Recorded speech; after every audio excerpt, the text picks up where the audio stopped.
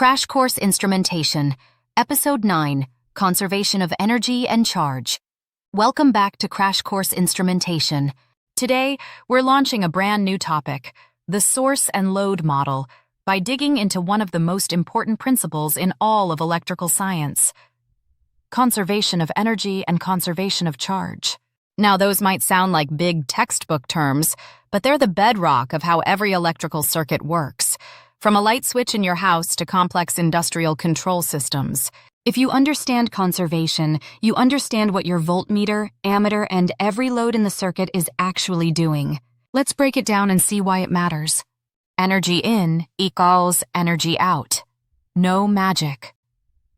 The first concept we're covering is conservation of energy. The idea that energy cannot be created or destroyed, only converted from one form to another. This isn't just theoretical, it's measurable in every power supply, circuit board, and sensor you'll ever work with.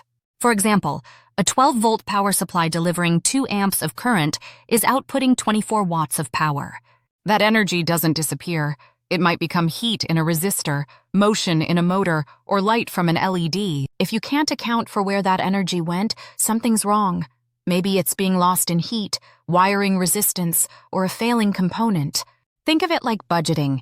You know how much money went in, and you need to track where every dollar went out. Energy works the same way. Now apply this to troubleshooting. If a system is drawing 100 watts from a supply, but only delivering 70 to the load, where are those 30 watts going? Maybe you've got voltage drop across a long cable run, or an overheating terminal block. Conservation of energy helps you isolate the issue fast. Charge is conserved to. Equally important is conservation of electric charge. This means that the total amount of electric charge in a closed system doesn't change. In practical terms, this shows up as current continuity. Current entering a node must equal current leaving. This is the basis for Kirchhoff's current law, and it's one of the first things you check when troubleshooting sensors, analog loops, or power rails. If you measure 20 milliamps entering a loop and only 15 leaving, something's wrong. Maybe there's a leak to ground, a partial short, or a faulty component absorbing current. This concept also explains why series circuits have the same current throughout. There's nowhere for the charge to disappear. And in parallel circuits, current splits, but the total current in equals total current out. It's a flow, just like water in a plumbing system. Where this shows up in the real world. Let's look at some examples. In solar panel systems, conservation helps you calculate how much power you're actually harvesting and how much is being lost in wiring, converters, and storage.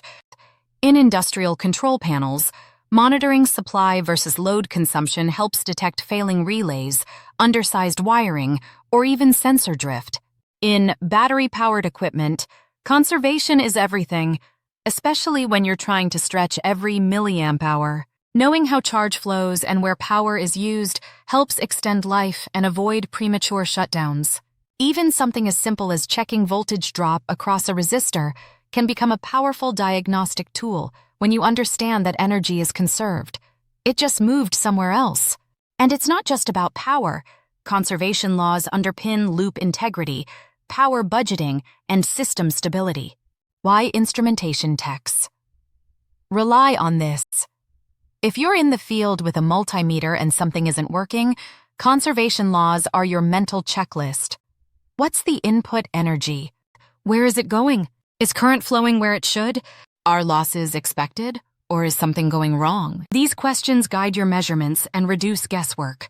Instead of chasing random symptoms, you're following the flow of energy and charge. That's why these laws are the caused backbone of good troubleshooting and smart system design. What's next? In Episode 10, we'll look at something deceptively simple. How to tell when 2 points in a circuit are electrically common or electrically distinct. This is key for safe meter placement, circuit design, and signal grounding. Until then, subscribe to the channel, join our Facebook group, and check out the free open-source PDFs by Tony R. Kuphaldt that power this entire series.